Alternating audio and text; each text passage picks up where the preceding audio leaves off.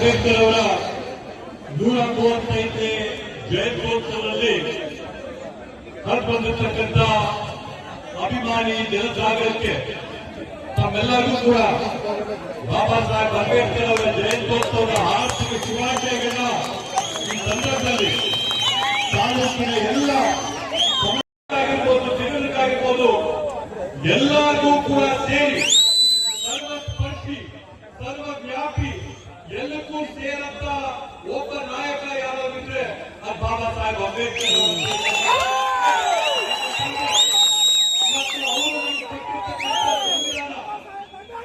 ಅವರು ಕೊಟ್ಟಿರ್ತಕ್ಕಂಥ ಸಂವಿಧಾನ ಮನೆಯಲ್ಲಿ ನಾವು ಯಾರಿಗಾದ್ರೂ ಪೂಜೆ ಮಾಡ್ಕೋಬಹುದು. ಮನೆಯಲ್ಲಿ ಶ್ರೀಮಾತ್ರಾಧನೆ ಮಾಡುವ ಶಿವಾರಾಧನೆ ಮಾಡ್ತಾರೆ, ವಿಷ್ಣು ಆರಾಧನೆ ಮಾಡುವ ವಿಷ್ಣು ಆರಾಧನೆ ಮಾಡ್ತಾರೆ. ಅದೇ ಪ್ರಕಾರದಲ್ಲಿ ಅಲ್ಲ ಆಗಿರ್ಬೋದು, ಜೀಸಸ್ ಆಗಿರ್ಬೋದು, ಕ್ರೈಸ್ತ ಆಗಿರ್ಬೋದು, ಬುದ್ಧ ಆಗಿರ್ಬೋದು, ಮನೆ ವ್ಯಾಪ್ತಿಯಲ್ಲಿ ವೈಯಕ್ತಿಕವಾಗಿ ಯಾರ್ಯಾರು ಏನೇ ದೇವರನ್ನ ಪಾಲನೆ ಮಾಡಬಹುದು. ಆದ್ರೆ ಹೊರಗಡೆ ಬಂದು ಸಮಾಜದ ಮಧ್ಯೆ ಇದ್ದಂತ ಸಂದರ್ಭದಲ್ಲಿ ನಾವು ನೀವು ಎಲ್ಲರೂ ಕೂಡ ಸೇರಿ ಪಾಲನೆ ಮಾಡುವಂಥದ್ದು ಒಂದೇ ಒಂದು ಧರ್ಮಗ್ರಂಥ ಬಾಬಾ ಸಾಹೇಬ್ ಅಂಬೇಡ್ಕರ್ ಅವರು ಬರೆದಿರ್ತಕ್ಕಂಥ ಸಂವಿಧಾನ ಅಂತ ಹೇಳಿ ಬಂಧುಗಳೇ, ಸಮಾಜದಲ್ಲಿರ್ತಕ್ಕಂಥ ಸುಮಾರು 95 ಭಾಗದಷ್ಟು ಜನ ಚತುರ್ವರ್ಣದ ವ್ಯವಸ್ಥೆ ಹೊರಗಿದ್ದಂಥದ್ದು. ನಾವು ನೀವು ಕೂಡ ಎಲ್ಲ ನೋಡಿರ್ತಕ್ಕಂಥದ್ದು ಈ ಚತುರ್ವರ್ಣದ ವ್ಯವಸ್ಥೆಯ ಹೊರಗಿದ್ದವನ್ನ ಸಮಾಜಮುಖಿ ಪ್ರಮುಖವಾದಂತ ಮಾರ್ಗದರ್ಶಕರಂತ ಮಹಾನುಭಾವರು ಪುಷ್ಪೋತ್ತರರಾಗಿದ್ದರೆ ಬಾಬಾ ಸಾಹೇಬ್ ಅಂಬೇಡ್ಕರ್ ಅವರ ಒಂದುಗಡೆ ಎಲ್ಲ ಕಡೆ ಬಾಬಾ ಸಾಹೇಬ್ ಅಂಬೇಡ್ಕರ್ ಅವರ ಪ್ರತಿಭೆ ಆಗಿರ್ಬೋದು, ಅವರ ಪ್ರಬುದ್ಧತೆ ಆಗಿರ್ಬೋದು, ನಾವು ಸಂವಿಧಾನಕ್ಕೆ ಸೀಮಿತ ಮಾಡಿದ್ರೆ ಸಾಲಾಗ್ತದೆ. ಅವರೊಬ್ಬ ಆರ್ಥಿಕ ತಜ್ಞರಾಗಿದ್ದು ಇವತ್ತು ಈ ದೇಶದಲ್ಲಿರ್ತಕ್ಕಂಥ ಆರ್ಥಿಕತೆಯ ವ್ಯವಸ್ಥೆ, ಆರ್ಥಿಕತೆಯ ಶಿಸ್ತು, ಅವ್ರು ಮಾಡಿರ್ತಕ್ಕಂಥ ಡಿಗ್ರಿ ಇವತ್ತು ಆರ್ಬಿಐಯಲ್ಲಿ ನಮ್ಮ ನಿಮ್ಮ ಜೋಗಲ್ಲಿರ್ತಕ್ಕಂಥ ಕಾರ್ಮಿಕರು ಯಾರಿದ್ದಾರೆ ಅಂತಂದ್ರೆ ಬಾಬಾ ಸಾಹೇಬ್ ಅಂಬೇಡ್ಕರ್ ಅವರು ಪ್ರಾರಂಭ ಮಾಡಿದಂತ ಆರ್ಬಿಐ ಅವರು ಕೊಟ್ಟಂತ ಆರ್ಥಿಕ ವ್ಯವಸ್ಥೆಯನ್ನ ಇವತ್ತು ನಮ್ಮ ನಿಮ್ಮ ಜೋಗದಿಂದ ಕಾಯ್ದಿರ್ತಕ್ಕಂಥದ್ದು. ಒಂದುಗಳೇ ಅದೇ ತರದಲ್ಲಿ ಮುಂದುವರೆದು ಇವತ್ತು ನಮ್ಗೆಲ್ಲರಿಗೂ ಕೂಡ ಪ್ರಿಯಗಿರಿದೆ ಅಂತಂದ್ರೆ, ಮನೆ ಮನೆಗಳಿಗೆ ನಲ್ಲಿದೆ ಅಂತಂದ್ರೆ, ನಾವೆಲ್ಲರೂ ಕೂಡ ಒಂದೇ ದಿನ ನಾವು ಪ್ರೀತಿಯಾಗಿವೆ ಅಂತಂದ್ರೆ ಬಾಬಾ ಸಾಹೇಬ್ ಅಂಬೇಡ್ಕರ್ ಅವರು ನೀರಿನ ವಿಷಯದಲ್ಲಿ ಹೋರಾಟ ಮಾಡಿದಂಥದ್ದು ಅತ್ಯಂತ ದೊಡ್ಡ ಹೋರಾಟ. ಇವತ್ತು ಈ ದೇಶದಲ್ಲಿರ್ತಕ್ಕಂಥ ಬಾಕ್ಲನಗರ ಡ್ಯಾಮ್ ಆಗಿರ್ಬೋದು, ದೊಡ್ಡ ದೊಡ್ಡ ಜಲಾಶಯಗಳಾಗಿರ್ಬೋದು, ಅವೆಲ್ಲವನ್ನೂ ಕೂಡ ಅಡಿಪಾಯ ಹಾಕಿ ರಾಜ್ಯಗಳ ಮಧ್ಯೆ ನೀರಿನ ಅಂತಾರಾಜ್ಯ ಜನರ ವ್ಯವಹಾರ ಯಾವ ತರ ಮಾಡಬೇಕು ಅಂತ ಹೇಳಿ ಓದ್ಕೊಟ್ಟಂತ ಯಾರಂತಂದ್ರೆ ಬಾಬಾ ಸಾಹೇಬ್ ಅಂಬೇಡ್ಕರ್ ಅವರು. ಆ ರೀತಿಯಲ್ಲಿ ಇವತ್ತು ನೀರಿನ ವ್ಯವಸ್ಥೆ ದೇಶಕೊಟ್ಟವರು ಬಹುತೇಕ ಪಾಲಿನಲ್ಲಿ ನಮ್ಮ ಜನರೆಲ್ಲ ಸೇರಿರ್ತಕ್ಕಂಥವ್ರು, ರೈತರು, ಕೂಲಿ ಕಾರ್ಮಿಕರು ಸೇರಿರ್ತಕ್ಕಂಥವರು ಒಬ್ಬ ಅತಿ ದೊಡ್ಡ ಲೇಬರ್ ರಿಫಾರ್ಮಿಸ್ಟ್ ಆಗಿ, ಕಾರ್ಮಿಕರ ಸುಧಾರಣೆಯಾಗಿ, ಕಾರ್ಮಿಕರಿಗೆ ಹಕ್ಕು ತರಬೇಕಂತೇಳಿ ಕಾರ್ಮಿಕರ ಸುಧಾರಣೆ ಏನಾದರೂ ಮಾಡಿದ್ರೆ ಅದು ಬಾಬಾ ಸಾಹೇಬ್ ಅಂಬೇಡ್ಕರ್ ಅವರಂತೆ ಈ ಸಂದರ್ಭದಲ್ಲಿ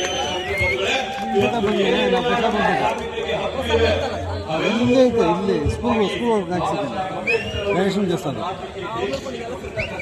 ಅತ್ಯಂತ ದೊಡ್ಡ ಕೊಡುಗೆ ಅಂತ ಹೇಳಿ ಈ ಸಂದರ್ಭದಲ್ಲಿ ಹೇಳಬೇಕಾಗುತ್ತೆ.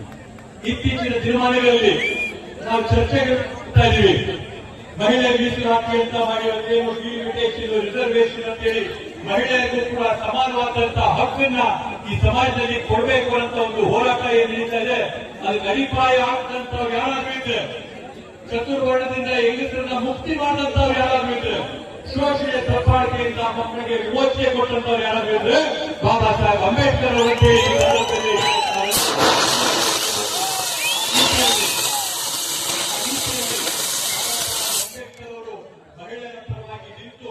ನಮ್ಮೆಲ್ಲರಿಗೂ ಕೂಡ ತಿಳಿದಂಗೆನೆ ಯಾವ ಕಾರಣಕ್ಕೋಸ್ಕರ ಅವರು ರಾಜಕೀಯ ದೂರ ಹೋಗಿ ಯಾವ ಒಂದು ವಿಷಯ ಸಂಸತ್ತಲ್ಲಿ ಪ್ರಸ್ತಾಪ ಆದಂತ ಸಂದರ್ಭದಲ್ಲಿ ಅವರ ಒಂದು ಆತ್ಮ ಇದ್ದು ಆ ಆತ್ಮದ ವಿರೋಧವಾಗಿ ನಡೆದಂತ ಸಂದರ್ಭದಲ್ಲಿ ಅವ್ರು ಯಾವ ರೀತಿಯಲ್ಲಿ ಹೋಗ್ಬೋದು ಅಂತ ಹೇಳಿ ಕೂಡ ನಾವು ಗೊತ್ತಿದ್ದೀವಿ.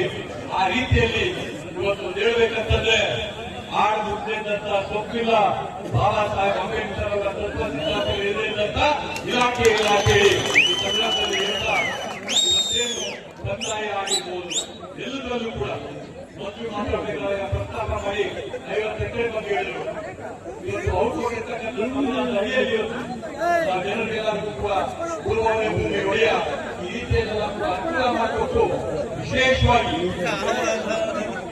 ಭೂಮಿಗಳಿರುತ್ತದೆಲ್ಲರಿಗೂ ಕೂಡ ಸಮಾಜಕ್ಕೆ ಕೊಡುವಂತಹ ಕೆಲಸ ಇವತ್ತು ಬಾಬಾ ಸಾಹೇಬ್ ಅಂಬೇಡ್ಕರ್ ಅವರು ಕೊಟ್ಟಂತ ಈ ಒಂದು ಸಂವಿಧಾನದ ಅಡಿಯಲ್ಲಿ ಮಾಡಿಕೊಟ್ಟಿರುವಂತದ್ದು ತಾಲೂಕಿನ ಎಲ್ಲ ಸಾಮಾಜಿಕ ನಾಯಕರು ಬಾಬಾ ಸಾಹೇಬ್ ಅಂಬೇಡ್ಕರ್ ಅವರು ಆ ಒಂದು ನಿಟ್ಟಿನಲ್ಲಿ ಇವತ್ತು ನಾನು ಕೂಡ ಕರ್ನಾಟಕದಲ್ಲಿ ಎಲ್ಲ ಮುಖಂಡರು ಕೂಡ ಭಾಗವಹಿಸಿ ಯಾರು ಕೂಡ ತಾರತಮ್ಯ ಮಾಡದೆ ಈ ರೀತಿಯಾದಂತಹ ಮಹಾನ್ ವ್ಯಕ್ತಿಗಳನ್ನ ನಾವು ಎಲ್ಲರಿಗೂ ಕೂಡ ಸೇರಿದಂತ ಮಹಾನಾಯಕರು ಅಂತೇಳಿ ನಾನು ಕೂಡ ನಿಮ್ಮ ಜೊತೆಯಲ್ಲಿ ಸಂದರ್ಭದಲ್ಲಿ ಮೊನ್ನೆ ಆದಂತಹ ನಾವು ಬೆಂಕಿಮರಾಜಿ ಜಯಂತ್ಯೋತ್ಸವದಲ್ಲಿ ಹೇಳಿದ್ರೆ ಮತ್ತೊಮ್ಮೆ ಇಲ್ಲಿ ಕೂಡ ನಾನು ಪ್ರಸ್ತಾಪ ಮಾಡ್ತೇನೆ. ಬಂಧುಗಳೇ, ಮೀಸಲಾತಿ ಎಲ್ಲರಿಗೂ ಕೂಡ ಬೇಕಾದಂತೆ ಒಳ ಮೀಸಲಾತಿ ಹೋರಾಟ ಕೂಡ ಆಗಲಿದೆ, ವಿರೋಧ ಅಲ್ಲ. ಆದ್ರೆ ಮೀಸಲಾತಿ ಒಳ ಮೀಸಲಾತಿ ಅನುಕೂಲ ಪಡ್ಕೊಳ್ಳುವಂಥದ್ದು ಸಮಾಜದಲ್ಲಿರ್ತಕ್ಕಂಥ 5 ರಿಂದ 10% ವರ್ಗ ಮಾತ್ರ.